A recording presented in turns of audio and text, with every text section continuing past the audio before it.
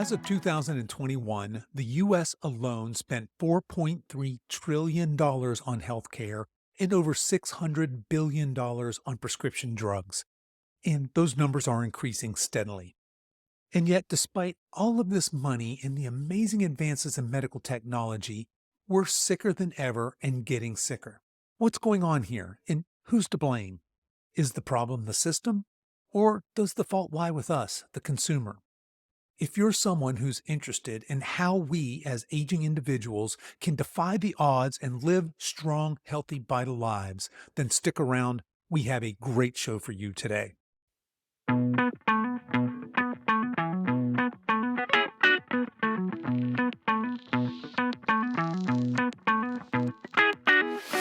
Hello and welcome to the Over 50 Health and Wellness Show. I'm your host, Kevin English. I'm the founder of The Silver Edge, and our mission is to help you build and maintain a lean, healthy body that you love for the rest of your life, so you can show up in the second half of your life as the healthiest, strongest, most vital version of yourself. We have a great show for you today. Ari Tulla is here, and he's going to help us become our healthiest selves. Now, before we get to that, I want to let you know that this episode is brought to you by The Silver Edge.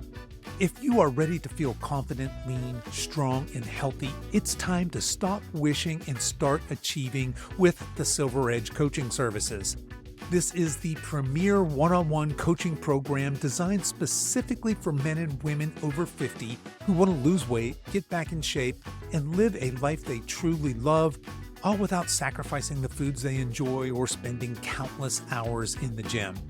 At The Silver Edge, we understand that getting in shape and losing weight is about more than just aesthetics, and that's why we take a health-first approach, focusing on 3 key steps to ensure you achieve lifelong results.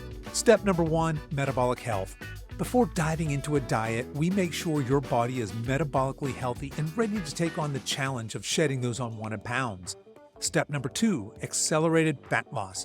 Once your body is primed, we develop a personalized plan to help you lose weight quickly and effectively without putting your health at risk.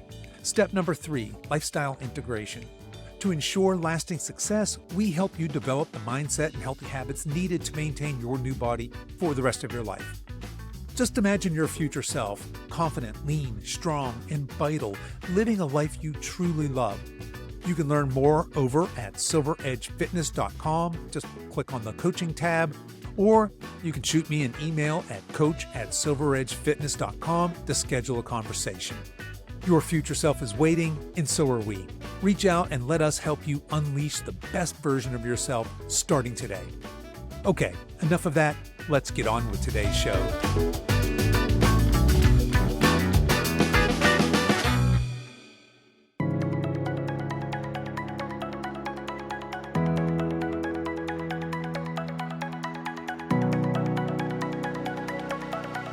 My guest today is Ari Tulla. Ari is a serial entrepreneur whose mission is to transform food from the leading cause of disease to medicine. He is also an angel investor, investing in such startups as Virta Health, Oura, Good Eggs, and many, many more. Today, Ari is the co-founder and CEO of Elo Health. Join us as Ari helps us navigate the world of technology and the future of medicine as it relates to healthy aging. I started our conversation by asking Ari how he became interested in viewing food as medicine. I lived my youth in the northern Finland. It's the same level as Anchorage, Alaska. So think about very long days in the summer, no light in the winter, very rough environment, build some grit and mental resilience, or then you go down to the rabbit hole of depression, the 2 options basically. And I got into tech early. I spent my youth in 2 things. I played hockey. I dabbled with computers, and I got into playing with the internet in the mid-90s. So before the websites were invented, I was building games in the web, the first games ever. I became, in my high school days, I became one of the first people in the world to make money by playing video games. And I was selling virtual armor and goods and virtual money in mid-90s and made real money out of it. And my Wow. parents thought I'm a drug dealer. And Yeah. in a way I didn't know it that time, but the games became very addictive drug later on in life. But so then I went from there into studying business and computer science. And in my first year in college, I ended up in a startup. That was in the late 90s, and we were building websites for many big corporations and small ones, and one of the early companies in Europe to build websites for anyone. And that led me into then, become a tech entrepreneur later. I spent a long stint at Nokia, the Finnish mobile phone company back in the days. We were the most valuable company in the world. I was in the team that launched the first smartphone. That was really cool experience to see, the phone becoming a computer. That was really interesting when, suddenly you have millions of people and tens of millions of people, hundreds of millions of people using these devices overnight almost. And it changed all our lives. And now we are spending 5 hours, staring at a screen. I mean, is it a good or bad thing? We can debate about that. And the last 15 years I've been living in San Francisco, and I've been spending my time mainly on building healthcare companies. So I had health issues in my family, and that led me into basically changing my life from being a tech person to become a healthcare person. And I started to really think like, what can I do with my life to make people's lives better? And first company I built was called Better Doctor. It was a doctor finder app helping millions of people to find a doctor when they need help. And then I was running another company building doctor networks for health insurance companies, hospitals, and government. And now for the last 2 years, I've been focusing completely on the nutrition and building a company called Elo Health, focusing on food as medicine. This food is medicine. We're going to pull apart a lot of that. If you don't mind, I'd love to back up and hear a little bit more. You had mentioned that you were kind of a tech guy, and then you had some health issues. You just kind of breezed by that and said, and I decided I was going to dedicate my life. I was going to, it sounds like, bring my passion for tech and my knowledge for business and obviously an entrepreneurial spirit into this health and wellness space. What happened? What made that change? My wife had a thyroid tumor 2000, long time ago already. And suddenly healthy 20-year-old person, finding a lump in her neck and then a tumor that had to be taken out together with the part of the thyroid. And no life-threatening moment at that time, but she was basically diagnosed with conditions that made it very difficult to get pregnant. And she was medicated with medications almost make it impossible to have a family. And that was, of course, a big hit, when you are, you found your love of your life and, your spouse, and then suddenly, immediately, you lose the ability to have a family. And that was a big deal for us. And, we spent about a decade on trying to find a solution. And we used Eastern and Western medicine and talked to many different doctors. And in the end, we found out that food was the healing component for her life. And we were able to lower inflammation, and we were able to get the autoimmune diseases in check and basically help her body heal itself. And it was pretty mind-boggling. I mean, like, it wasn't that well known. Now we have more insight and science about how do we treat autoimmune disease with diet. We can reverse type 2 diabetes with diet and do many things. But, that was a bit new, and it did work. So I became a massive believer myself in this idea that food can be medicine. And then once we get pregnant, of course, we realized that we were not completely compatible. We had to go IVF route and spend a lot of time. It became a very science project in the end. And though completely unrelated, then our first son died. So it's really like you have this 10-year story to get there and then finally be happy, and then you lose, the first son. And, it was really, really rough time for us. And that was the moment when we both decided to do something else in our lives. And sometimes, the drama becomes an empowering vehicle for your life. And for us, I mean, it led my wife to, go from work in a corporate career to start working, and helping people. And she's now an entrepreneur working with Marie Kondo, doing the KonMari consulting for people one-on-one and helping people. And she used to help Nike and Walmart to be more sustainable. And she was the head of Green Party of Finland and stuff like that before. But now she's dedicating her life to, help people one-on-one and focus on what makes her happy, what empowers her. And now today we have 2 wonderful kids.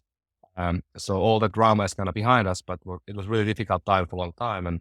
And I just really empathize people who go through these things. And many people don't talk about this. Many people have lost pregnancies. They have lost, kids. They have had drama, but they often don't talk about it. So I'm happy to always bring it up and just try to help people to be more open, because it's tough to bubble this up inside you. Yeah, 100%. And I feel like most of us in the health and wellness space, and I'm talking about kind of on my level, right? Coaches, things of that nature, health coaches, people that are passionate about this, we get into this because of some sort of life-changing event, and it's usually ourselves or a loved one. And certainly your story, you're showing this drama and this trauma, right? These dramatic events in your life have really changed the course of your life and your mission, it sounds like, for both you and your wife. So now you're both in this very entrepreneurial space where I suspect your mission is to impact as many people as possible in this positive way. Is that fair? I mean, we wrote this mission statement and we sold our possessions, we sold our house and stuff like that. And we put all the money into a pot and we started to invest it over 10 years ago to startups. And we built this small family fund called Do Good Ventures. And we only invest in companies that are focused on human health, human empowerment, and learning. And we've done about 55, 60 companies today. And it's been really interesting. Not massive amount of money, but it's been a great learning experience when you be able to work with companies who are really changing the world. And in 10 years, we've been able to invest in some companies that are now doing exceptionally well, like the Oura ring that many people are now wearing, and Virta Health, that is one of the most impactful healthcare companies in the world today. And it's been great. And at the same time, when I build companies, I try to focus on companies that are truly making people's lives better. Being, finding care, healthcare, accessing the healthcare, or making the nutrition that is very complicated, making it more transparent and understandable. So, and I think I have, a few more companies in me probably in the next 20 years. So I'm not going to stop when I'm 50 or when I'm 60. I'm going to probably go on until I'm 80. Yeah, you're driven by that passion. I absolutely love that. And look, I was going to wait until the end of this podcast. I did want to pick your brain as a fitness and health entrepreneur. I'm a young fitness entrepreneur myself. I just got back from a big event out in Phoenix called Coaching Con, which is really just a bunch of health and fitness entrepreneur business building conference. So I was around a bunch of my peers, saw a bunch of amazing people up on the stage, the Hormozis and folks of that ilk. So what advice would you give to those of us perhaps in the second half of our life that are reimagining our careers, right? So somebody like me, I think I'm not that unusual. I've spent, I was 22 years with the same company doing tech sales, was very successful at it, had a great career there, and then just completely reimagined myself in this new role driven by this passion from some personal things that happened in my life. Like you, I now want to pay that forward. I want to share that. I want to be successful and reach as many people as I can. So other people out here listening, because we're all, we're in this 50s, 60s, maybe 70s, and we're either considering retirement or maybe a career change. Somebody who's been there and done that for a long time and has helped others climb that ladder. What sort of advice would you have for business building in this health and wellness space for folks that may be considering this kind of a change in their own lives?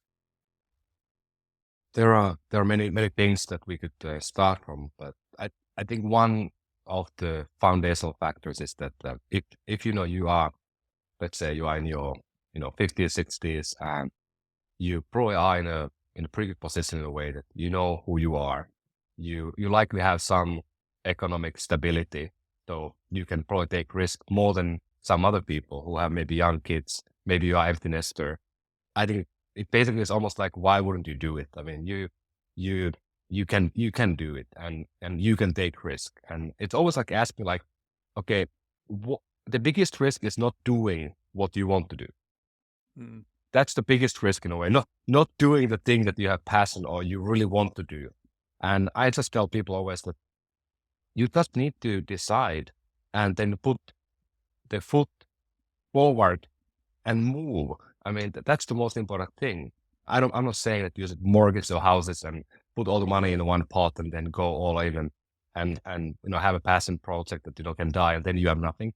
But I think you can do it in a more modest scale. And also I think doing things alone is always hard. When I started 6 business from ground up myself, and I always do it with other people. I'm not doing it alone. I have the core team of 2 or 3 people in the beginning, and that becomes kind of the group that you can bounce around ideas. It's already quite lonely I've been a CEO now for a long time, and it's pretty lonely position at times. But if you have, people that you start things together with, and it doesn't need to be a startup. You don't need to go raise money. It can be, something like, I'm talking to my wife's mother, who had a big dream all her life of, she was a cleaning woman, retired, a few years ago, and she really wanted to have a coffee shop. And I would love to now we have enough wealth because we'll buy like a coffee shop and, just give it to her. But it would be awesome to have that, if you have had the dream for like 30 years, like why don't you just do it? And Yeah. because life is short. I mean, we don't have that many years on the planet. And I think we should really be able to do things that we love to do. And it really starts always from just doing it. And I think other point here that I've been talking lately a lot, and it might not be something that everybody is familiar with, or it may even sound scary for a lot of people. But I'm a massive believer, and I've been working with in some capacity with artificial intelligence now for over a decade. And now is a time when we have a biggest shift in our lives likely ever. This will be the biggest, change that we're going to see around us. It will not happen today, but it will happen gradually over the next 20 years where everything will change. I'm saying, maybe I'm wrong, but maybe I'm hyperbolic, but I'm saying this. Humans, we as species, we invented fire. That was a big deal because, fire enabled us to cook food and then build a bigger brain. It was more nutritious when you cook the food and the meat, and then you were able to, eat different things. And that made us who we are. That made us the Homo sapiens today. Then we invented the wheel and, ability to move things around. We were able to build, pyramids and become this, species who was doing great things. Then we had the Industrial Revolution when we invented certain things like we did awesome, stuff around how do we build the world around us in the tech and industry. So how do we mass produce? How do we, move people around the globe? And then I think the internet was the last revolution where suddenly all the information was available for you. The distance went away. You don't need to worry about, flying to another place. We can talk on a Zoom like this. And now this AI, in my opinion, is the fifth thing that happened to humanity that will change everything. And this might be the biggest of all. And some people even say that this might be the last invention we are ever going to do as a species. I hope that's not the truth. Maybe. But what I'm saying here is that anyone can go now and start learning these tools. Everybody are the same plateau now. Nobody has instincts and knowledge what they are. We all can start using them. And I think many people will be able to build companies, businesses, projects alone. You used to need 15 people. Now you need one person or two people. And that is a huge opportunity for everybody. Only thing you need to do, you need to go and start looking at what is ChatGPT, playing with the Bing search engine. They are soon going to come into your phone, into a smartphone. You can just use them there. And they can code for you. They can build a plan for you. They can write a book for you. They can write the song for you. Sky is the limit. And this is the best time, I think, ever in the history of humans, to be alive if you want to build something new, because everything will change. And that gives a lot of opportunity for many people.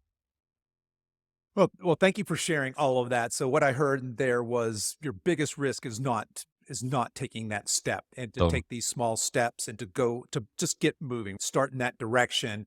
And I'm 100% on board with you. The whole AI, and as you might imagine, in our coaching space, I've got a business coach that I work with, and their big thing is, hey, don't be left behind on AI. This is here. It's now.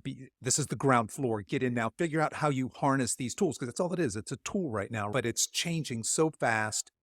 And to your point, if you're looking to start a business, and it's probably never been easier or more accessible, right, to move into that space. So thank you for sharing all that. I can't have a serial entrepreneur like you on the show and not pick your brain a little bit about business, but I really wanted to talk to you more along the food is medicine and nutrition. But let's back up a little bit. Let's kind of set the stage for where we are. So we spend a ridiculous amount of money on healthcare, and medical technology is moving at light speed. We have all these medical advances, Why then are we not getting better? Why are we getting sicker? Why is chronic illness on the rise and not decreasing? Yeah, I think it's 4.3 to 4.5 trillion question today. What can we Yeah. do? And not only that, but it's Right. also another 10 trillion we spend in food today and ag and Mhm. everything. So I think we have built two systems, and they're more like subsystems, but you have the food system and then you have the health care system or health system today we have built in the US. And we built a system that is basically a model for a lot of other countries. Uh, like like often we do lead the world in these things. So many other countries have kind of replicated a similar thing. So we can talk about Western society and almost a global system today. We have food, we have healthcare, and we have made them very complicated. I mean, they are astonishingly complicated systems. There are so many stakeholders. There are intertwining, connective tissue. And let's think about healthcare. I mean, I spent a decade of my life recently in the concept of how do we help people to access healthcare better? How do we get you connected with the right caregiver, a doctor, a nurse, so forth, even, therapist and other things. And that was a really difficult problem to solve. And there are something like 100 different medical specialties. So people have learned 100 different traits to treat your body, from the finger to the ear to the neck area to your pancreas or whatnot. And these people are super experts in that one thing, but they might have no idea holistically about the human health. They might not understand anything about nutrition, anything about, activity, exercise science. They have no idea about the environmental factors who are impacting our health today. So people are looking like with the keyhole, one part of your body, and then it's the classic analog when there's a blind person or people with blindfold and they are touching the elephant from the tail and the nose and the leg, and they have no idea what it is. That's happening today, every day in healthcare today when we treat people. And we have done amazing things, like you said. We can cure cancer in many cases. We can do a lot of good when we have a sick person walking into hospital, and we can walk them out likely alive. I don't think we walk them alive and healthy, but we can walk them out alive in most Yeah. cases, which is amazing. And we are saving many, many, many lives. But I would say we are extending many, many, many lives a little bit. But what we don't do, that we are absolutely poor at, is to prevent people getting to the hospital in the first place. So we built a healthcare system that is really, really good at taking care of people when they are sick. But we have nobody thinking about, could we maybe avoid getting them there in the first place? And the incentives of the healthcare systems are, we get paid as a healthcare system when people walk into the hospital or into the clinic when they're sick. We make money on the drug, medical devices, operations, and of course, the caregiving, the people. We are employing millions of people in the US who are doing everyday great work. These are smart, amazing, compassionate people who do the best work every day. And it's not their fault that the system is built in the wrong way. We spend 2.6% of the whole pot of $2.4 trillion into preventative care. And that money is spent on colonoscopies, vaccinations, and stuff like that. Really valuable stuff. But no money is spent really on educating people on what can they do to stay healthy and not get sick in the first place. So this is insane now. If I talk about some of the numbers that is happening, we have lost 2.5 years of life expectancy in the last 3 years in the US. Think about, we have lost as many years as we have lived almost as a society. So people born today are going to live less than the people who were born a few years ago. We have amazing negative discrepancies with some groups of people. Like, you go into the men and women, men are living 7 years less than the woman, biggest gap in the world any country has. African American men are living under 70 years old today as a life expectancy. That is absolutely insane if you think about it. In Japan, the average life expectancy is getting to 90. Now we are talking about people living under 70 as an average here in the US. That's 20 years. That is 25% of your life that you don't have because you were born with a certain color in a certain place in a certain country. I mean, some countries in Africa are now living longer than in the US in certain populations here. So that's the factor of like healthcare system that is not focusing at all on preventing. At the same time, we have a food system that we subsidize and it's turning out food that is poison. I mean, the processed food in many ways is a food-like substance combined from sugar and salt and fat into an addictive concoction that is basically causing us to be sick. And it's not only that, but the whole system of food is very problematic.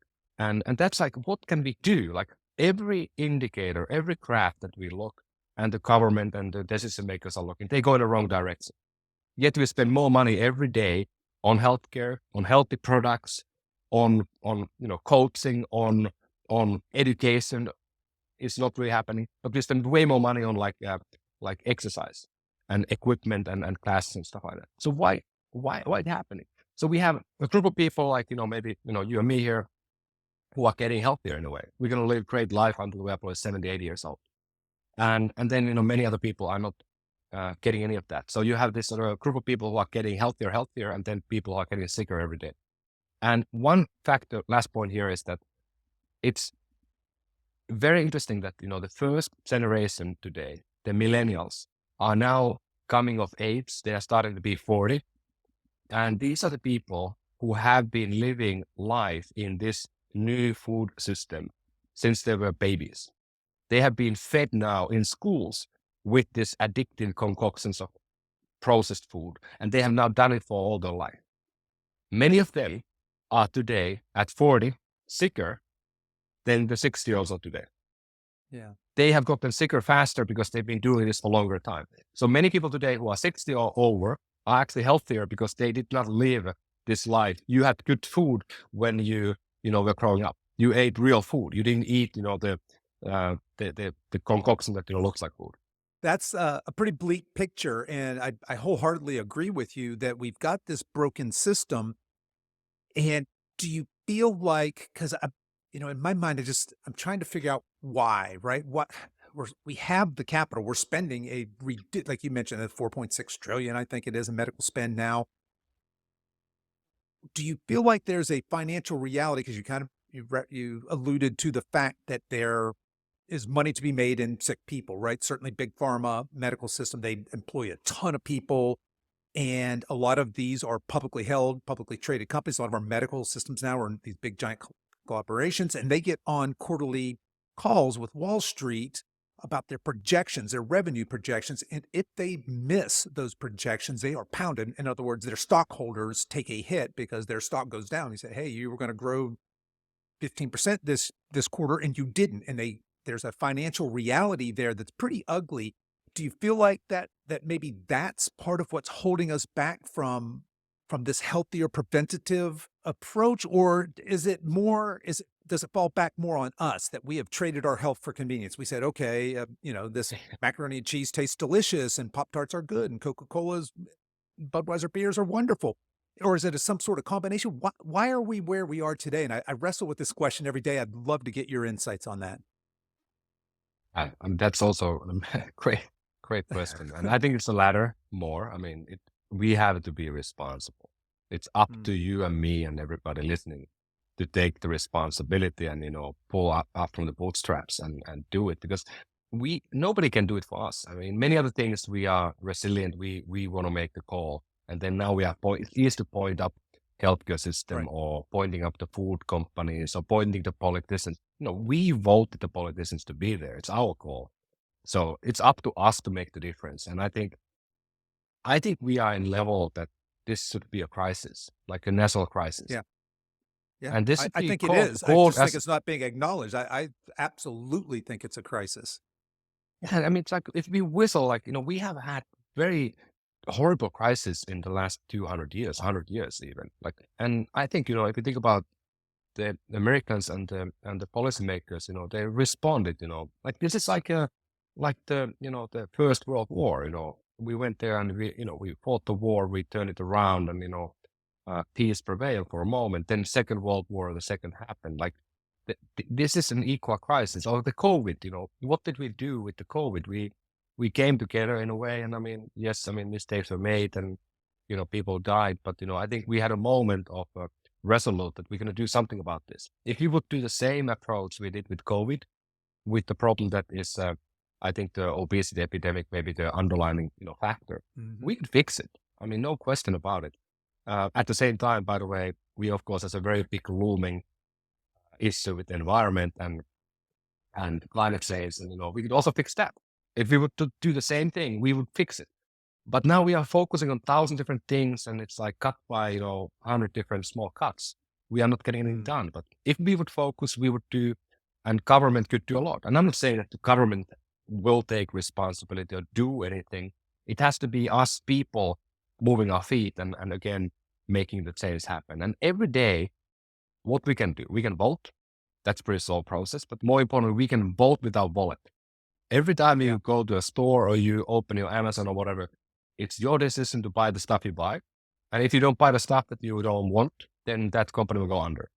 And that's a very easy way to do it. Of course, you can't really select like your health insurance company. You might have only a few options.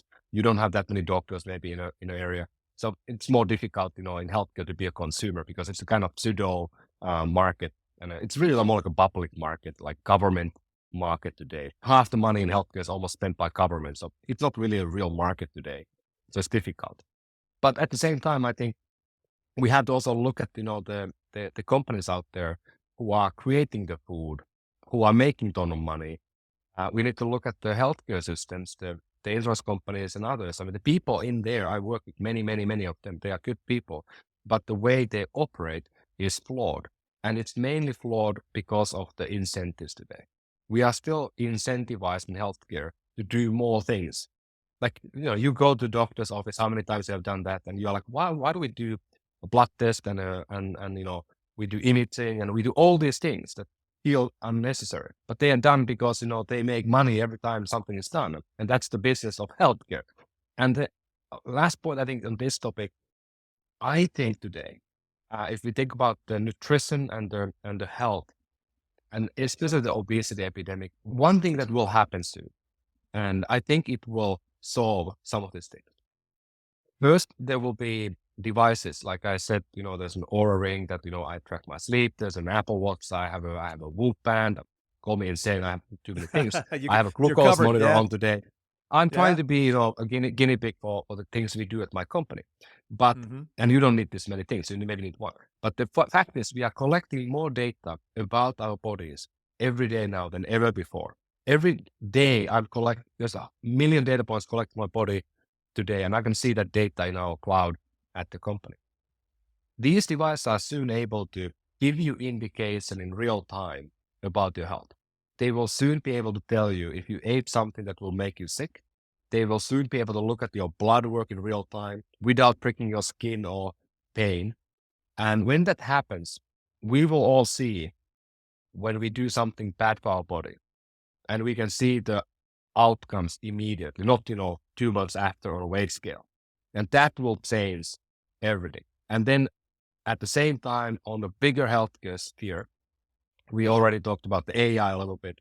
AI is a one component, but what's happening today, we are getting the healthcare information moved into the cloud, moving it into a one data container where somebody can actually analyze the data. It will be anonymized. It won't be your data with your name, but somebody will be analyze it and find out what can be done to make the healthcare better and find better solutions to help people earlier.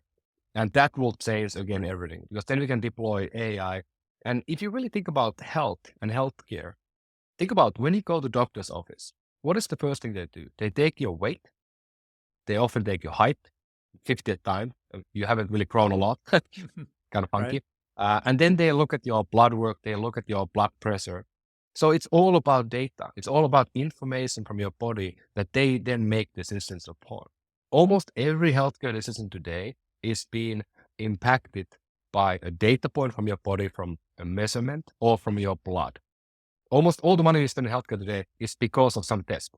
So, and we humans and doctors especially are not always very great at analyzing data in a bigger scheme of things. So I think once we get this data to be in the cloud, things are going to change. And maybe just, give you a glimpse of this.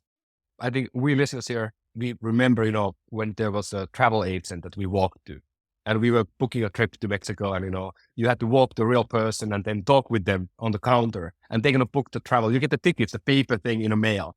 That happened 25 years ago. Uh-huh. How many times have you seen a paper ticket to be mailed to you in the last 10 years? It has not happened once. Yeah. How many of you have seen the local travel agent disappear? That, people that you knew you liked, they all went under.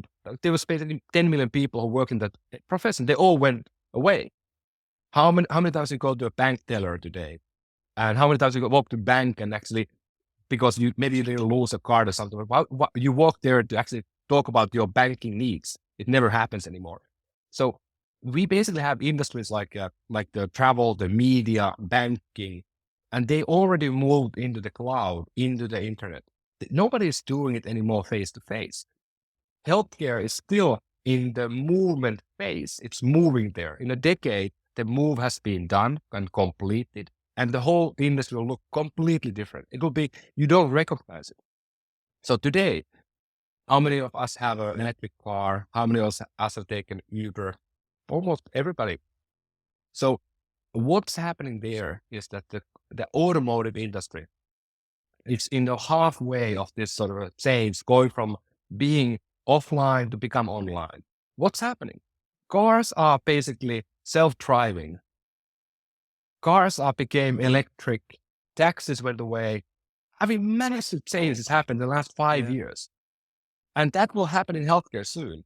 And finally, later, it will also happen in government. That will take another maybe 20 years. And then, of course, also education is happening now. But those are massive shifts. And they have happened in every field already. And they will happen also in healthcare, in food and other places. All right. So there's a lot to unpack there. I love that you say, I mean, you started that whole piece there with the biggest responsibility lies on us as consumers. We are our own best healthcare advocates. So I want to come back and pull apart some of the technology piece. I think that's fascinating. But backing up just to where you actually started this whole thing with food as medicine, kind of, for those of us that maybe aren't as sophisticated with, we don't know what to do because the basically popular media is telling us to intermittent fast, do keto, do this, do crash diet. There's always another quote unquote diet to do, right? What is your best advice for people to break away from big food and to move into a healthier, life-sustaining way of eating? I'm always gifting people Michael Pollan's books, and he is a sensible person. I mean, he says that eat the real food in moderation, and real food means, of course, whole food, and it's often cheaper, and it's always better than the food that comes in a box and doesn't look like food. And simply avoiding things that have a very long list of things you don't understand what they are. I mean, you understand what the potato is, what the banana is, what the milk is, and that's, I think, the way to eat. And never shopping in close of the aisle in the store, shopping at the edges of the store where you find the real things. And I would recommend people not to listen too much about the media on this, because I think the food news and the food science has been the source of fake news, and it's the original source of fake news in my opinion, because it's a whiplash. Like, eggs are bad, eggs are good, bacon is bad, bacon is good. Somebody even said now, like, dark chocolate's bad. Like, come on, I eat it every day. Like, it's not bad. It's great. So it's like you can take any scientific, research and turn it into a headline today. But I think it's bizarre. Somebody told me that humans are the only species on the planet who don't know how to eat. They will kill themselves eating the wrong stuff. And by the way, you can take apparently 2-year-olds. You can put them in a smorgasbord of a buffet, and they will eat the right amount of micros and macros automatically without knowing what they are. Go figure. Like, where do we lose ability to eat as humans? That's pretty weird. I mean, I think we have that ability. Every animal has that ability. Have you seen like a dog eat themselves dead? It doesn't happen. Maybe it happens when you eat human food for them. But that's like the thing. We just have built this sort of system that's so complicated. We are so distant from the real stuff. So I personally order produce boxes every week. We get the food from the farm. We eat very simply. We eat the same breakfast every morning, more or less, maybe two options. We eat the same lunch every like same type of lunch, a salad every day. And then, dinner is our time. We do something that, can be fun, can be out, can be whatever. I don't think the dinner, if you eat once a day in a way that is, your time and you can go explore and have fun, not worry about it. But, breakfast for me is, I do like a protein smoothie type of thing, with a lot of good things like avocado and spinach and other things in the morning. Or then I do an omelette with the spinach. And then lunch I do a salad of some type. And that, keeps me very healthy. And I've done every possible test in the world you can do. And I think, usually every time it comes thumbs up and the doctor's like, what the hell are they doing? Like, how can you do, Yeah. how can you look like you look, and how can your data looks that good? Yeah. So I often say that while nutritional science is vastly complex, knowing what to eat doesn't have to be, right? And you just very eloquently said it, just eat whole foods. It's really that simple. But kind of going back to that, I think we've traded our health for that convenience of that, just that quick and easy food. And that's not a good trade. The other thing that you said there that I'm 100% on board with is just the popular media, especially the nutrition and food news. I tell anybody, anytime you see the headline that says new study shows, and there's some sort of health or nutrition information there, just scroll on by. And that's clickbait for 99% of that. And it just causes more confusion to the average consumer, right? I mean, one of the most recent ones I read was it was a study on rats in China or something, but it was drinking Coca-Cola will increase your testicular size and increase your testosterone. And that was the study. Oh, come on, people, really? That, and of course, I mean, if I'm a media person and I want clicks, I'm going to pick up that headline and run with it. It's madness out there. So a bit of a wilderness. Now, What a great headline, though. And what a great headline, though. Yes, it was a great. Well, I clicked on it. It got me. I was like, what the hell? Now, I want to go back to where you left off on that last thought when you were talking about basically biohacking. You'd said, hey, I'm kind of out here on the frontier. I've got my Oura ring. I've got my Whoop band. I got my Apple. I've got as you said, a CGM, a continuous glucose monitor. So you're getting all this data. But you're right. These are now consumer devices. I can track my sleep and I can track my HRV, my heart rate variability. I can track my steps. I can track all these different things. And there's clearly more to come. And I think what's important there is that we learn what to do with that information, what to look for. So for folks out there that are considering, maybe they've got the Apple Watch, but maybe they're thinking about moving towards a Whoop band or an Oura ring. What's the best way for us to, if we're going to invest in that technology, to make it meaningful and impactful for our life, specifically as, for my audience, for those folks that are looking, we want to age strong, healthy, and vital. How can we best harness this technology for our best lives? There are two devices that I recommend, and not only because I'm involved in some of the companies, but I think the Oura is the ring is a really good application because it is an ambient device. It doesn't have a light, it doesn't have a wiper, it doesn't do anything to you. It's just collecting data, and then it's up to you to look at the data if you want. You don't have to. So it doesn't make you anxious. Like some of these other things, I'm a big fan of Apple Watch, and I think it's a great device, and it will be the greatest device I think of all, because they are every day, they progress, they add more things, and it will be amazing in 5 years. Today it's okay. But the Oura ring is interesting in a way that it can look at your two things. It can kind of give you indication of your sleep. Sleep, in my opinion, is the most easy thing to change in your life. I know many people have really hard time falling asleep, staying in sleep. And there are issues that, are sometimes very difficult to fix. But focusing and thinking about sleep more will give you a superpower, because you can then actually, if you sleep well, you're going to eat less. If you sleep well, you're going to be more recovered, you can do more. So sleep is this unlock that can, unlock many other things. And sleep is often easier to fix if you don't have a sleep problem per se, because the only way to sleep better is to go sleep earlier. It's that simple. And every night I go sleep at 10, next day I'm gonna kill it. I'm awesome. If I go sleep at midnight, I'm going to be less awesome. It's that simple. Yeah. And sometimes this last night, my kids, something happened and they woke up and we had a mayhem at, 4 a.m. and I feel totally crappy today. I look pretty crappy today because I was up like an hour at, between 4 and 5, and that's not a great time to be up. But, it happens when you have young kids at times. It's great at times. But the sleep is really important. And I think tracking the sleep, it can give you indication like what could you do better. And if you are tracking it, then you maybe think about it more. But I think I'm worried about the fact many people become obsessive about these things. The tracking becomes like this obsessive thing. I mean, how many of us have had a Fitbit and we have to get the 10,000 steps, so we're going to walk at night to get it? That's not healthy. That's not helpful. So I don't really like this too far gamification, because we all know we are really easily gamified. We love games. We love to, play along. So I like the fact that it's ambient. And then the other point that I really think will be impactful, not today so much, but the glucose monitor, because we know that if you spike your glucose too much, too often, too far, you will develop insulin resistance. You will develop pre-diabetes. You're going to develop type 2 diabetes. And we have 50 million people or 100 million people now walking that way.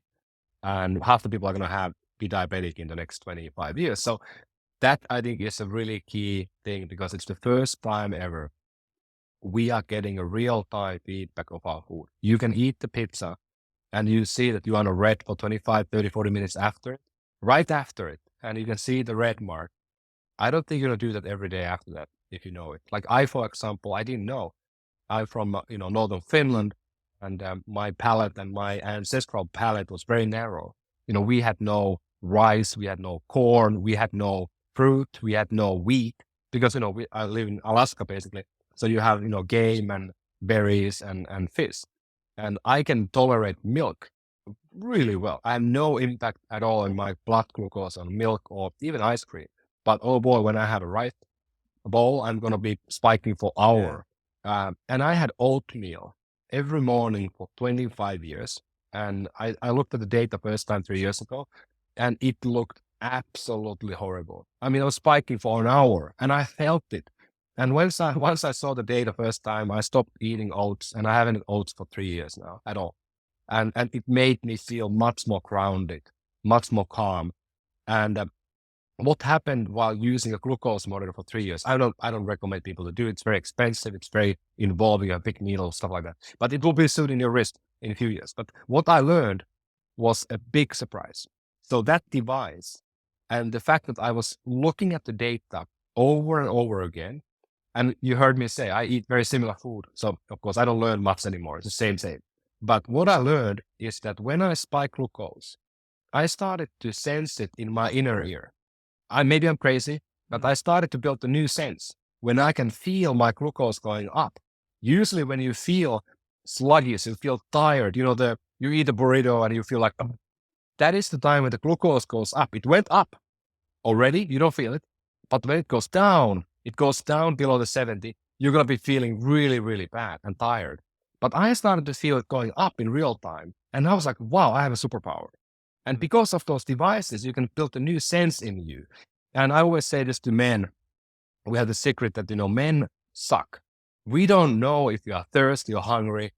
We don't really feel anything. I mean, women have more, receptors in the brain to feel things. Maybe because, they are carrying babies or, carrying families anyway. But it's so funny that women actually are more receptive what happens in the body than men.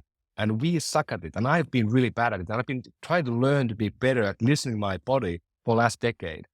Meditation and all these things. And I still suck at it. My wife is amazing. She's like, oh, my kidney is not feeling good. I'm like, what the hell? Like, I don't even know if I'm thirsty or hungry. Yeah, 100%. Well, I love that. And I love that we talked about, you started there with the sleep. I'm huge on sleep. That is your superpower. If you can shore up your sleep, I believe that that's the foundation for all health. If you can improve that sleep, makes everything better. And then I think that just all of these little devices, the Oura rings, and you mentioned the CGMs and the watches are going to get there someday. It allows us to be bio-individuals, right? Because to your point, you brought up that you were eating oatmeal every day because that's a healthy food that you should eat. Everybody knows that. But when you looked at your blood sugar, you're like, well, holy moly, there's something that most people would consider a great breakfast food. You're eating it and it's spiking you. Yeah, fantastic. So Thank you for sharing that with the technology. I'm on board with you. I think that's going to be life-changing for a lot of us. It was just a couple of years ago in the realm of the geeks and the biohackers, and now it seems to be becoming much, much more mainstream. So I'm excited for all of that. Now, Ari, as we're kind of wrapping up here, I don't want to let you go without talking a little bit about your supplement company, what you're involved in now, because it's rather unique, let's just say, because you've taken this, speaking of bio individual, you've taken this very interesting approach to supplementation. Why don't you tell folks a little bit about that company, how it came about, what you're doing that's different than, say, where I go get my protein powder, for example? Yeah, we have a company called Elo Health that we've been doing now for a few years. And the idea what we started from was how do we make food to be medicine? And the challenge is that, like I said already a few times, we have no measurement today on food in real time. It's very difficult to understand what the impact is. You can feel it. You can maybe see your face. You can maybe look at your weight, but we haven't had these real-time components before. So I wanted to build a company that is starting from ground up. And I looked at the market and where do we have products that are able to be measured?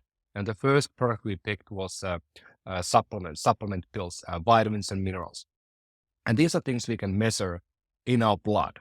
So we started a product where you do a blood test at home. So you get the kit at home, you prick your finger, you send it to our lab, we test the blood, and we can find vitamins, minerals. We'll also look at health metrics like your lipid panel, your cholesterol, LDL, HDL.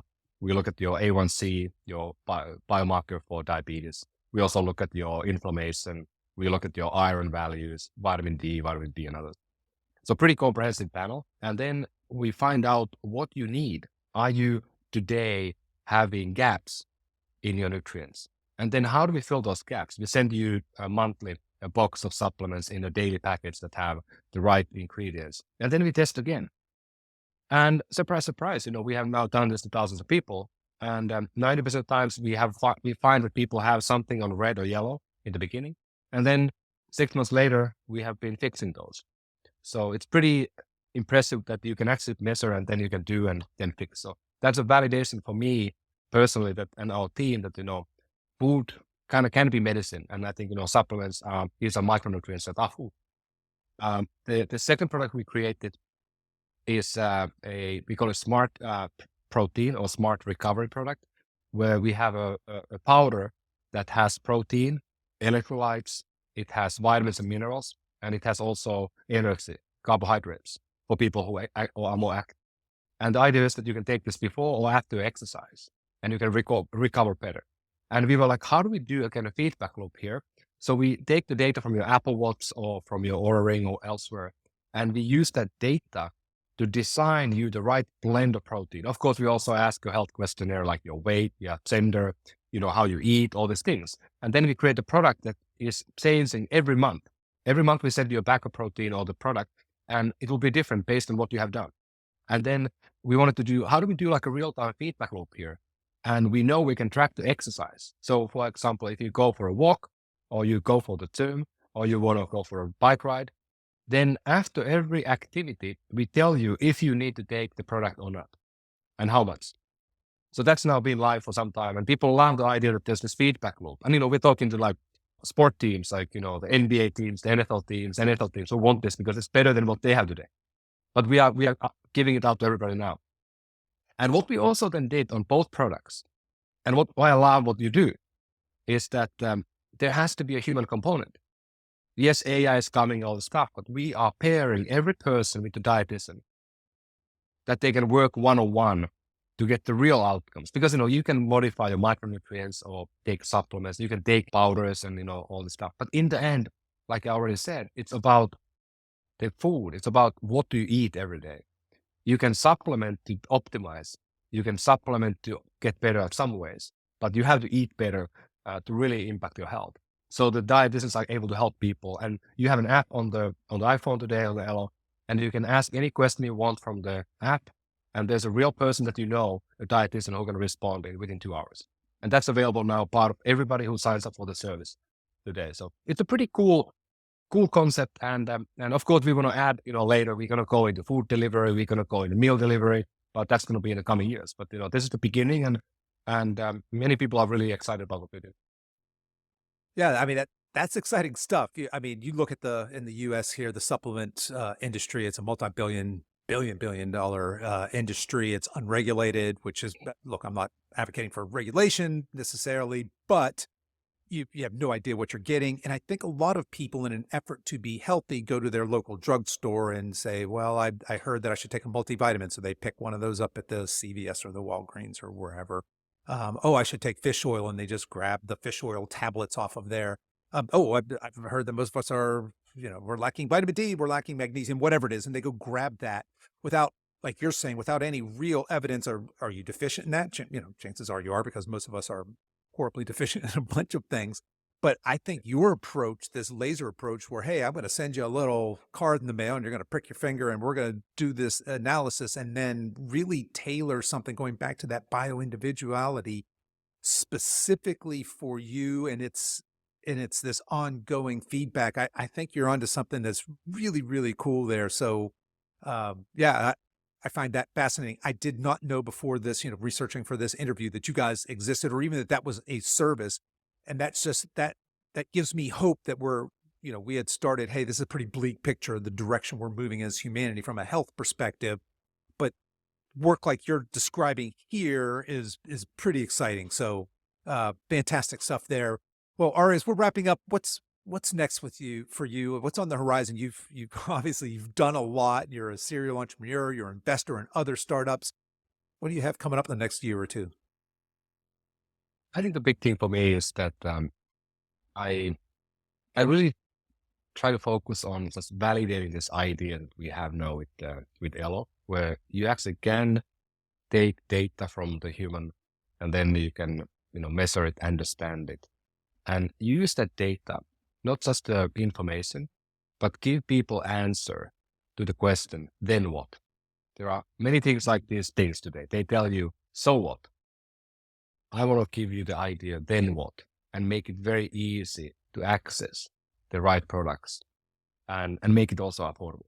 So that's what we try to do. And I think that is, it's a one small, tiny step in this big process we need to do. And I didn't really talk about it before, but like I said, individual has big responsibility. And I don't think this health crisis we are in today will be solved by the government. We don't have will on the government level. It will be solved by all of us making these decisions daily. And it will be solved by the people, like we discussed a bit, who are founding new companies, new nonprofits, helping people one-on-one. That is the grassroots movement that will likely make the biggest impact. It won't be the big companies first. It will be us, people, making decisions. So that I'm hopeful. But always when you have something that's very broken, there's infinite amount of opportunities to build new things. Yeah, and I will continue heavily invest in the space. I'm going to continue helping companies. I'm going to be joining board of companies that are doing good stuff here. But the first companies that, like I said, we were able to, be part of, they are becoming now very big. I mean, like Oura has millions of people with the ring. It helping millions of people every day. Virta Health is basically a company using food to reverse type 2 diabetes today. Last year, they reversed over 10,000 people who have type 2 diabetes. 3 years ago, irreversible condition. Medical textbook says you can't reverse it. They reverse it with diet. I mean, this is pretty awesome stuff. It's happening right now. So a lot of hope when you look at the fringes. But as a whole, I think we are in trouble. Okay, I think that's a great place to leave it there. I think we are in trouble, but there's a lot of hope. And that's the message I think we want to walk away from here. Well, Ari, what's the best way for people to get in touch with you, find out more, potentially work with you? What's the best way for people to find out more? Anyone can today sign up for the Elo products at elo.health. You can buy the supplements today, $99 a month. You can buy the protein or the recovery product at $59 a month. Supplements are not yet available in New York State because of there's a blood testing regulation that's very difficult to do. So we haven't yet been able to build a lab in New York specifically for New Yorkers. Sorry about you guys. You are awesome, but it's difficult. And I'm easy to find. You can find Ari Tulla on Google, and I'm active on social media. And I'm the only one with my name. So first 50 pages of Google is my name. Right. And that's ARITULLA. And folks, I will drop all of that information in the show notes. You can find that there. Ari, I want to thank you so much for taking the time coming on this show today, sharing all of your wisdom, your knowledge, your passion with us. I think what you are doing is fantastic work. We need a lot more like you out there doing this sort of thing. And I just encourage you to keep up the great work. Hey, thank you. Thanks for sharing your room.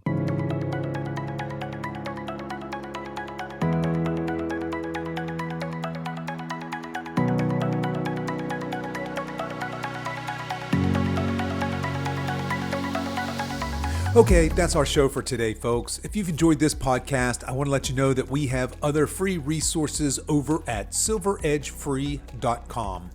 There you'll find our free guides with our top tips on nutrition, exercise, and healthy lifestyle to assist you in your weight loss and fitness journey. So feel free to head over there and download anything that looks useful to you. I'll put links to everything we talked about in the show notes, and you can find those over at silveredgefitness.com/188. As we wrap up our time together today, you can show your support for this show in two important ways. The first is to tell a friend about this podcast and encourage them to give it a listen. The second is for you YouTube folks to click the like and subscribe buttons, and for you podcast folks to consider giving this podcast a 5-star review on whatever platform you listen to podcasts on, and be sure to subscribe and follow so you don't miss any future episodes. I really appreciate you spending your time with me today, and until next time, stay strong.